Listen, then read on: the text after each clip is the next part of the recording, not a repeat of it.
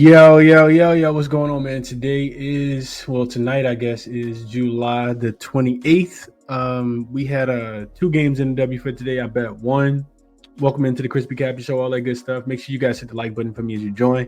Definitely helps out the algorithm a lot. Doing another night show tonight. We'll get back to the morning shows here soon, maybe even on Wednesday, but another night show for the Tuesday slate games. Yeah, man, it was a 1-0 night for myself last night, or I guess 2 night, depends on when you're watching this video. We just took the over. I came on here last night, talked about why I like the over between the Liberty and the Dallas Wings. I said Dallas plus the points was live. I didn't think that they were going to actually win the game.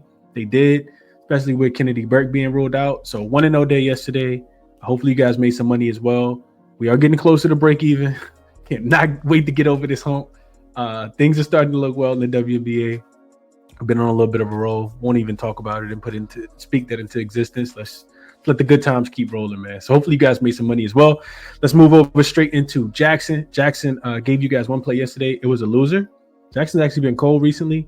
Sabrina Ionescu over her 2.5 3-point makes. I think she finished the night with just 1 3-point make against the Dallas Wings. Tonight's plays, or I guess the plays for Tuesday. I actually asking the same question, but I got 2 props for you guys this time. So what's the best over-under player props in the WNBA? jaXon tells me that it likes Jordan Canada over her 5.5 assists. This is something that I like as well.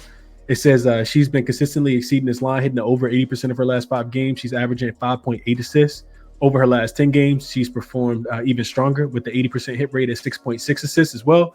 Her season average is 5.28, which is right around the line, but a recent form indicates an upward trend.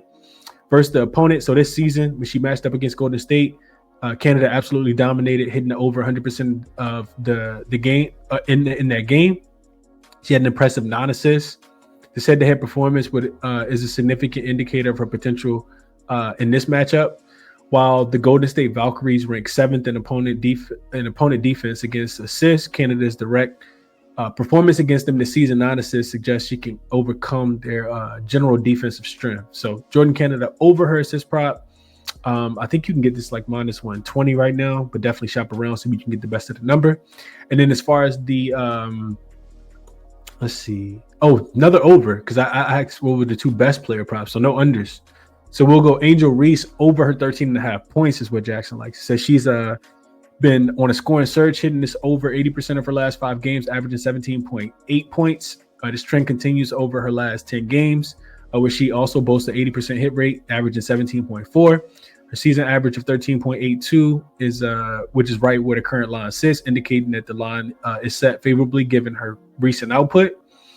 And then, recent versus the opponent. So she's consistently performed well against the Washington Mystics this season in both of the games. She set the over, averaging a robust 19.5 points. This 100% hit rate against the specific opponent is a powerful statistical argument for the over.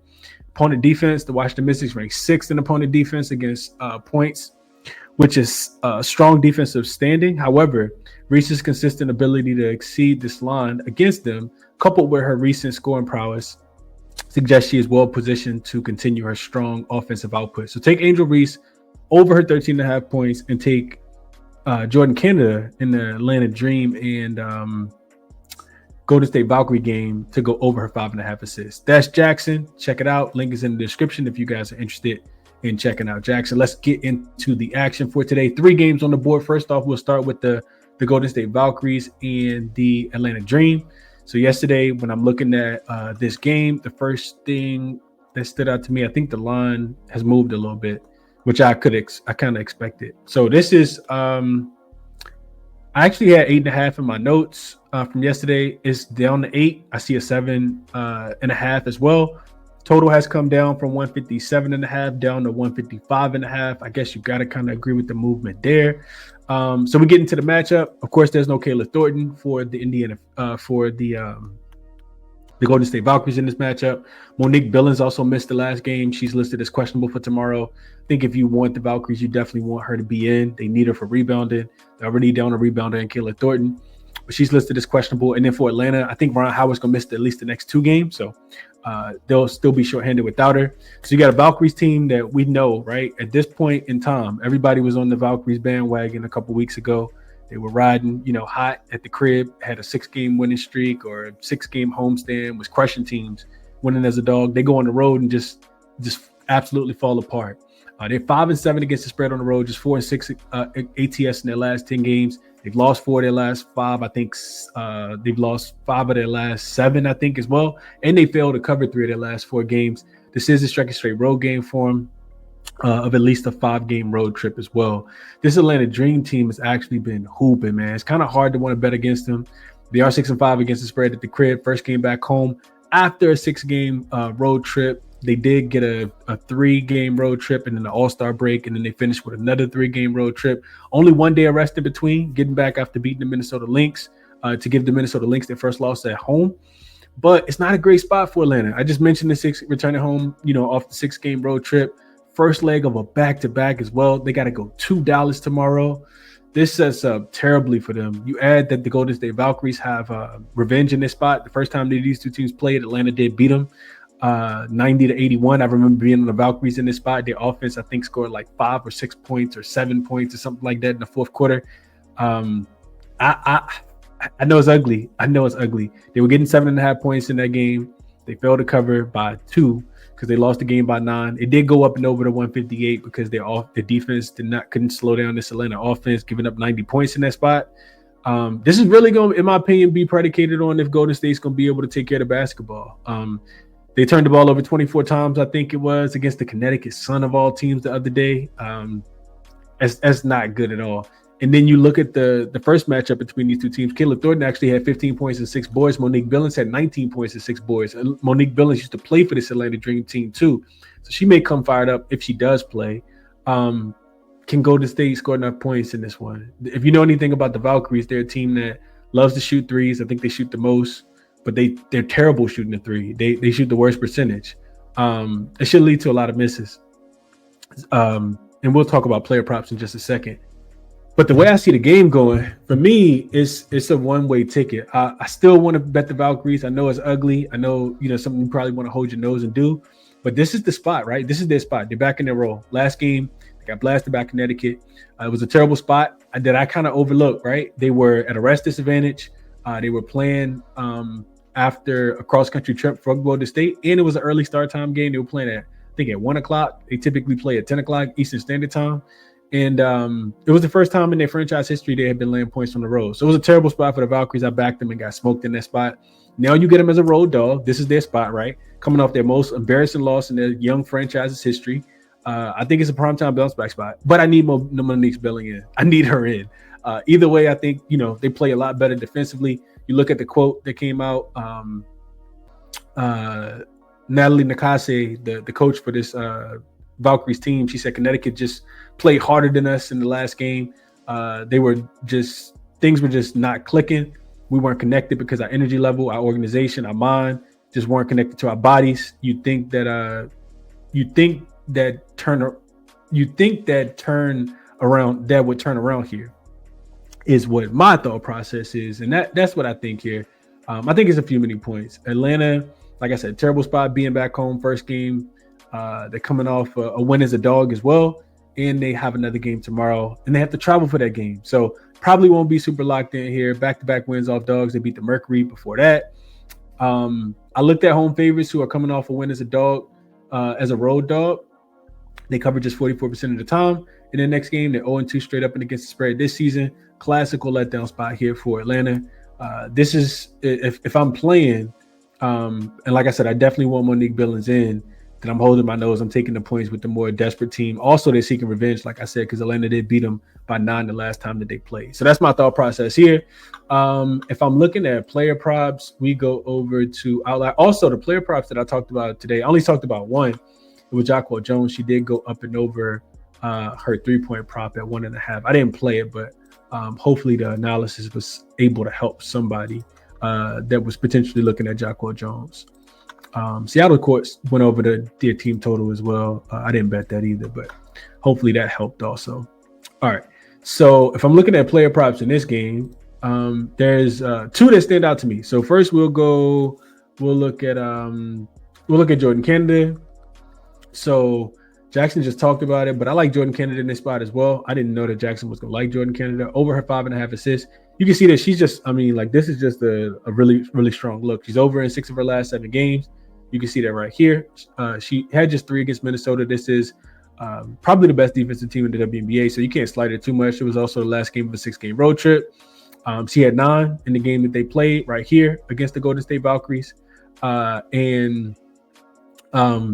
The other thing I looked at, jaXon didn't mention this, but she's over in 4 or 6 games without Ryan Howard, right? So if we come here, we go games played without, we take Ryan Howard out, and you can see the 4 games this season, the 6 games this season. So don't pay attention to these 4. These were all last season before she joined. Well, she was on the team, but she was hurt.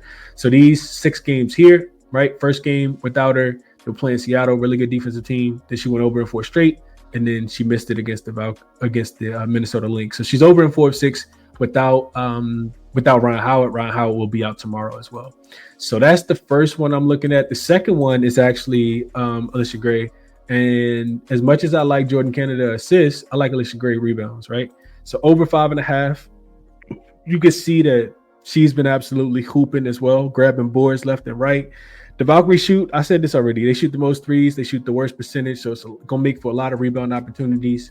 And going back to the Ryan Howard thing, because Ryan Howard's a great rebounder, if you look at games without Ryan Howard for Alicia Gray this season, those games start right here. She's over in 5 of 6. The only one she went under was actually this last one against the Atlanta Dream, against the Minnesota Lynx. So not only is she grabbing 6 boards, she's gotten to 7 every single game without Ryan Howard, except this last one here against Minnesota. And then also, you got to think the Valkyries are middle of the pack as far as rebounds. You can see here they actually give up the 4th most rebounds. And if they're playing without Kayla Thornton, I mentioned she had 6 boards in the last one, potentially no Monique Billings if she doesn't play. That's two really good rebounders as well. So I would look at Alicia Gray over her rebound prop, Jordan Canada over her assist prop if I'm betting player props in this game. Let's see. And like I said, I'm taking the points. The Valkyries are 7-2. I think 7-2 maybe, or 7-2. I forgot exactly which one it is, but they've been really good in this spot as a road dog. Matter of fact, I still got it pulled up. 7-2-2 against the spread in the first half specifically. And the Dream are 3-5-1 against the spread in the first half, laying points. And like I said, it's a terrible spot. So maybe even Valkyries early. I can see that. And that's my thought process on this game. All right, let's get to the next one. So I said a lot. I haven't bet anything. We'll see what happens with Monique Billings. I kind of want her in because Valkyries got dominated on the glass against the Connecticut Sun, and I didn't expect that the last one. But I do think the effort will be there. A little bit more effort in this one. All right, next game up. Chicago Sky and the Minnesota Lynx. Game will be played. Chicago Sky and the Washington Mystics. I'm sorry. Game will be played in DC tomorrow. This line open. I saw Washington laying 5.5. It's up to 7 now. The total hasn't moved a lot at all, 157.5. But you do got to look at the injury report. So we start off with the Washington Mystics and Aaliyah Edwards. She's dealing with a wrist injury that kept her out of the game on Sunday against the Phoenix Mercury. She will be out in this game as well. She's already been ruled out. And then on the Chicago Sky side of things, bevy of injuries here. So Haley Van Lith is officially listed as questionable. She missed Sunday's game. Michelle Onyenwere is listed as questionable. I want to say she played on Sunday, but I could be wrong.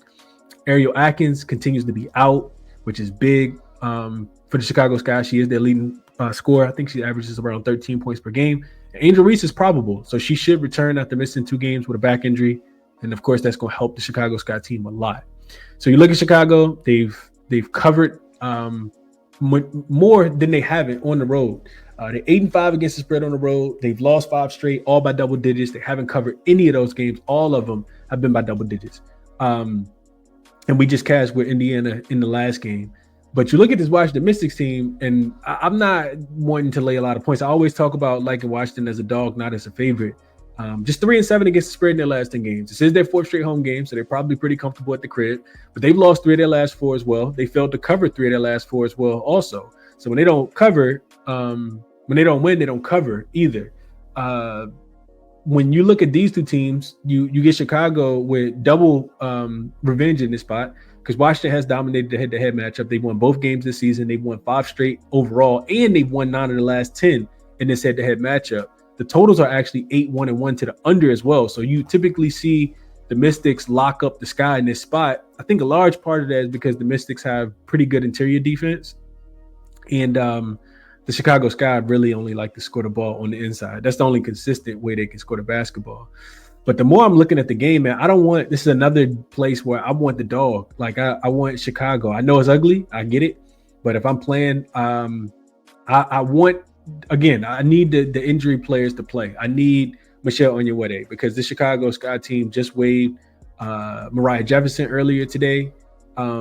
I can't even pronounce the other young lady's name. I'm not sure. She's a true point guard, and that's exactly what the Sky need, but I'm not sure if she'll be with the team tomorrow. So they'll need a true point guard, and she may not even be it, especially on the road in DC. That may even mess things up even more. But you still got Rachel Branham out there. But I need Haley Van Lith. I need Michelle Onyenwere if I want to take the points with the Chicago Sky, because their defense is not great. You can see that they're 12th rated defensively as well. The Washington Mystics offense typically goes through some kind of spurt where they can't score the basketball. Washington's lost, like I said, 3 of their last 4 games. They'll probably be hungry in this spot, but I think Chicago will be as well. Chicago, like I said, they got double-digit revenge. They've lost 5 straight. They haven't covered any of them. You got injuries back in DC. Call me crazy. I think Chicago can keep it within the number, though, if both of their questionable players are available in this game. The Mystics have laid points 9 times this season. They're 3-7 against the spread when they're laying points. They're 0-5 against the spread in their last 5 games if they're laying points. And now I'm supposed to lay 3 to 4 possessions with them against the Sky team that I know, like I said, hasn't covered in their last 5 games. But if you look at the 5 games that Chicago Sky played, they've actually all been against playoff teams. Chicago Sky just lost to Indiana, right? Didn't cover that game. They lost to Seattle. And we saw what Seattle did to Connecticut today when they really have their minds, to just focused on basketball, I guess. They lost to Minnesota twice, probably the best team in the WNBA. And then they lost to Atlanta as well. So I think you take the Sky losses with a grain of salt here. I'll be looking at the Sky plus the points. Washington is not one of those teams, in my opinion. Road dogs who have failed to cover 5 straight games are 27-16-1 against the number. That's 63%. Like I said, I need the other players in though if I want to take the points with Chicago, because they can absolutely get mollywopped. I just think looks too easy to lay the points with Washington in this spot though. That's my thought process on this game. Did not look at player props, but probably would go with Angel points. Washington is a pretty good rebounding team, so not sure if Angel's going to be able to get her boards in this spot, but she is back home in front of family, so makes sense she's probably going to go super hard. We'll see if she actually even plays, though. So that's my thought process on this game. Get to the game that I bet. So Sparks and Aces. This line actually been out this line was out last night when I did yesterday's show. So I did bet this one early. The line is moved. We start with the injury report for the Aces. Kia Stokes is off the report after missing the last game. I think it was due to illness. And then the Los Angeles Sparks get Cameron Brink back. So they should have a pretty full roster tomorrow. She will be on a minutes limit. Lynn Roberts did say that she'll be on a minutes limit to start, but it'll be her season debut. So we look at this matchup between these two teams, and I mean, this one thing that sticks out, right? This total is what I bet, and the line has moved a little bit. Well, it's actually moved a lot now because it opened 169.5 is what I saw. I grabbed it at 171.5. I actually grabbed it last night, sent it out to the members right after I did the show and gave out the New York Liberty and the Dallas Wings over. And I guess I'll go through the total first. So I didn't want to wait. I had already missed 2 points of value. Like I said, it opened at 169.5. It was, at least that's what I saw. It was up to 171 when I bet it. Sparks games, just only way to bet them is over. They played in 7 straight overs. The totals have either increased every time or they stayed the same, and it has not mattered at all. All Aces, all Liberty, all Lynx game, all Sparks games, have gone over no matter what. The Aces defense still isn't trustworthy in my opinion. They may have found something on the offensive end with benching Jewel Lloyd and bringing in Kirsten Bell, or maybe that was just Dallas defense is just really that bad, but we'll see how that goes. Either way, I don't trust either one of these defenses. The Sparks defense still isn't trustworthy, even though they've won 5 straight. They've covered 4 to 5. They're still ninth in defense. They're still allowing the third most points over that time span. And the Sparks continue to play super fast, man. Fastest pace in the league in their last 5 games. Vegas is also top 5 in pace.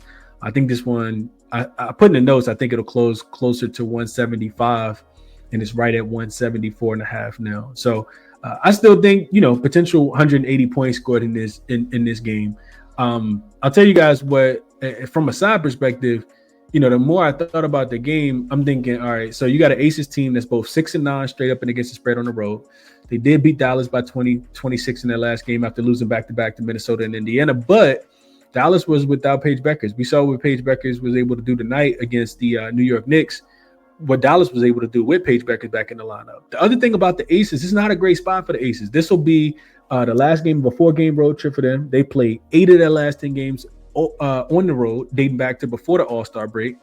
And I just don't want anything to do with the Aces laying points. A little bit more on that in just a second.